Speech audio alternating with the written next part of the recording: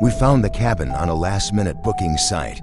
It had glowing reviews. People called it peaceful, hidden away from the world, a perfect place to recharge.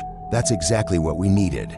It had been a rough year. My wife had just finished a grueling graduate program, and I'd been working 60-hour weeks to keep us afloat. We wanted to unplug. No service, no people, no distractions, just the two of us, surrounded by trees, birdsong, and a sky full of stars. We arrived just after dusk. The road to the cabin was narrow and winding, with thick trees crowding either side. It felt like we were driving into a painting. By the time we pulled up the gravel driveway, the sun had dipped behind the mountains, casting long shadows over the forest. The cabin itself was charming, rustic, but updated.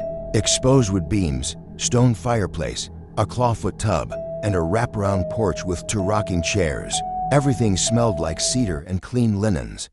But from the moment I stepped inside, something felt off. It wasn't anything obvious, just a strange heaviness in the air. My wife noticed it too. She said it felt like the house was listening. We laughed it off, blaming our overactive imaginations. We were city people, after all. Maybe it was just the silence. That night, we sat by the fire, played cards, opened a bottle of wine, and watched the flames dance. Around midnight, we turned in.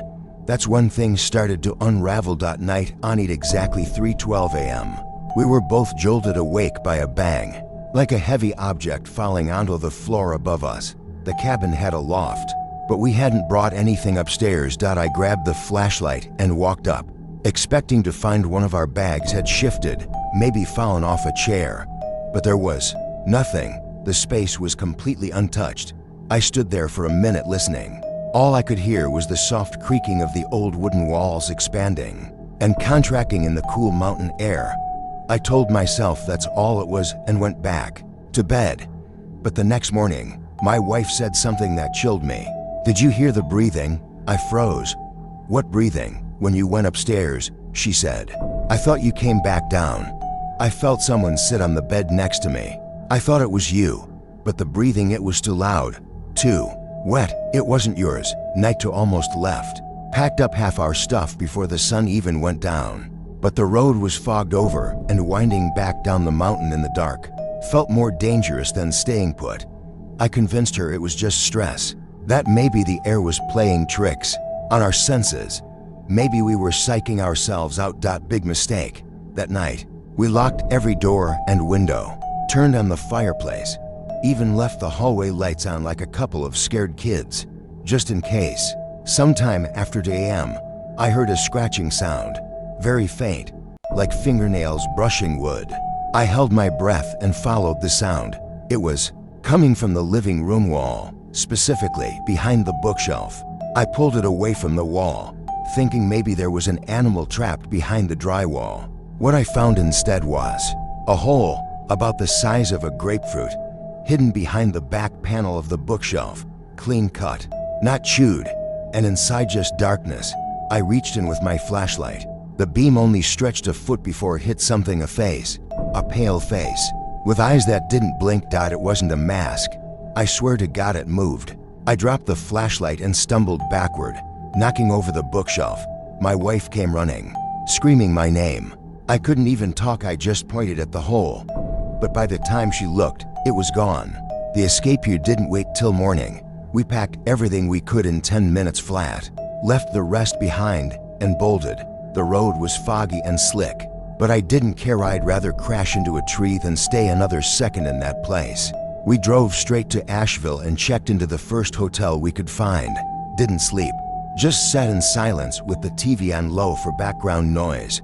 The next day, I reported the cabin to the booking site and called the local sheriff's office. They said it wasn't the first time they'd gotten strange calls about that property. Apparently, 3 years earlier, the original owner, a reclusive man in his 70s, was found dead inside the cabin. Not from natural causes. He had been sealed inside the walls. The coroner's report said he likely lived in there for months. There were tunnels through the insulation, peepholes carved into every room. He watched every single guest that came through. Nobody knows how he got in there or why he stayed. But sometimes People still say they hear breathing in the walls. My wife and kids were already long asleep, so I was trying to drive as smoothly as possible on that quiet highway at 11 o'clock. There were hardly any other cars at all. In fact, I didn't see any lights until up in the horizon I saw two flashing red lights. Not police lights, more like SOS lights. I slowed down and proceeded with caution upon getting closer.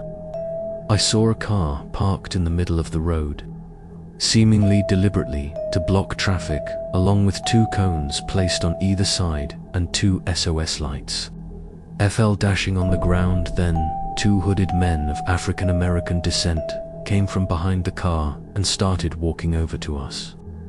I put the car in reverse, ready to hightail it back the other way. One of the men came over to my window and I cracked it open just enough to hear him speak. After asking him if he needed something, he said yes, open the door. I shut the window, and that's when he began to reach for something in his pocket. I put the car back in drive and hit the gas. I drove over the cone and SOS light and passed their car. About 1 minute later, I saw a pair of headlights coming up fast behind us. At this point, my wife was awake, confused, and questioning me about the speed we were moving at. I told her not to make any loud noises. Before telling her that we were being followed, the car behind us began flashing its lights. And then there was a loud pop, and I felt the car losing control. I did the best I could to bring it under control, but there was a second loud pop, and the car began to drag. I told my wife to call 911. Even though it was probably already too late by now, my kids were up scared and complaining. I kept the car moving for as long as possible, but the car following us began ramming our trunk. My kids were crying, my wife was screaming at the police. I was sure we were dead, but by some stroke of luck, or more like a miracle, I heard a siren and saw red and blue flashing lights coming up in the distance behind our chasers. They veered off to the exit that we happened to be passing at that moment, and the police car followed them. I pulled over to the side of the road, took the phone away from my wife, and told the police everything. Upon inspection, I found out that our two back tires were blown, probably shot, at which I also told the police. 10 minutes later, a squad pulled up behind us, along with an AAA truck. They seemed rather thrilled to inform us that they caught the two men. Someone else had stumbled onto their little roadblock trap, but luckily managed to turn around and escape before calling the cops. When my sister was in her 20s, she was on vacation with her now husband, and one of their destinations was St. Martin. They had rented a car to get around and such. One day, while doing sightseeing, they were on some side road that was rather isolated from any buildings or signs of civilization. It was a nice scenic route to take, but other than that, my sister tells me that it was a pretty dead road, so it probably didn't lead anywhere important. They eventually came up to something odd. There was the back of a car sticking out of the crops on the side of the road. As they pulled up closer, they could see it was some unbranded, rusty neon blue car that had seemingly swerved into the crops. My sister's husband pulled up and stopped the car, telling my sister to wait in the car. He got out to check it out. From what my sister tells me, her husband looked through all the windows of the car for anybody at all. She watched as he then looked down and jumped back at something. She then got out of the car to see what was wrong. They both got down low to have a look.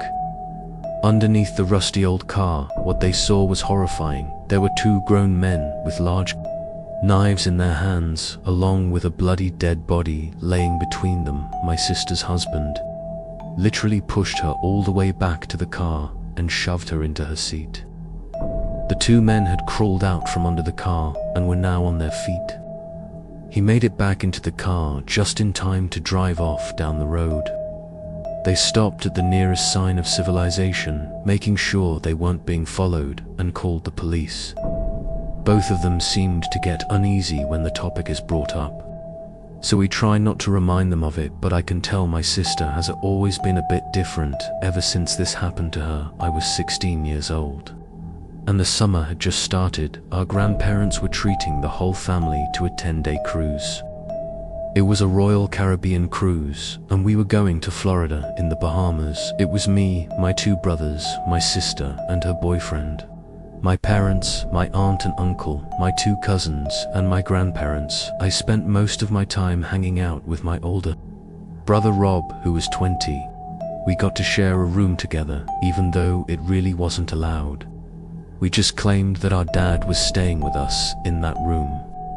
So one night, me and my brother were in the nightclub of the ship. I snuck in, using someone else's ship ID card. When I was in there, I noticed some older, creepy-looking man sitting by the wall, and I was sure he was staring intently at me. I made a point of moving around to see if he was really looking at me, and his head turned to face me. Wherever I went, I was feeling really uncomfortable, so I left right then and there. I coincidentally found my sister and her boyfriend sitting by the bar outside of the club. I sat down with them for a bit, and a few moments later I saw the same man from in the club, now out by the bar, sitting across the room, and he was still staring at me. I looked away and pretended not to notice, but my heart was racing at this point. I contemplated whether or not to tell my sister, but I ended up not telling her. I don't know why I left the bar and started speed walking back to my room. When I got to the stateroom halls, I was constantly glancing over my shoulder to make sure I wasn't being followed. I got to my room safely. I was extremely creeped out. I had a feeling this guy was some sort of perverted creep. I got a knock at the door, and I got a little nervous. I looked through the peephole and saw my brother, so I let him in. I did not see the strange man again until late the next night. My brother and I went with my sister and her boyfriend to one of the restaurants on board at Lightski. 1 o'clock in the morning. They weren't planning on going to sleep anytime soon, so I told them I was going to crash, and I walked back to the stateroom. But when I got there, I saw that the door to our room was cracked open a bit, and the light was on. I knew for sure we shut the door when we left, and there was no chance room service was in there at an hour like this. I proceeded with extreme caution and slowly pushed the door open completely. There was nobody in the room. I checked the bathroom, but it was empty too. All of our stuff was still in the same spot that I remembered it was in. I kind of just figured maybe Rob came back to the room for some reason when I wasn't with him and forgot to shut the door, so I just went to sleep. I woke up to darkness and the feeling of something brushing against my cheek. It was a hand. I pushed it away, telling Rob to knock it off.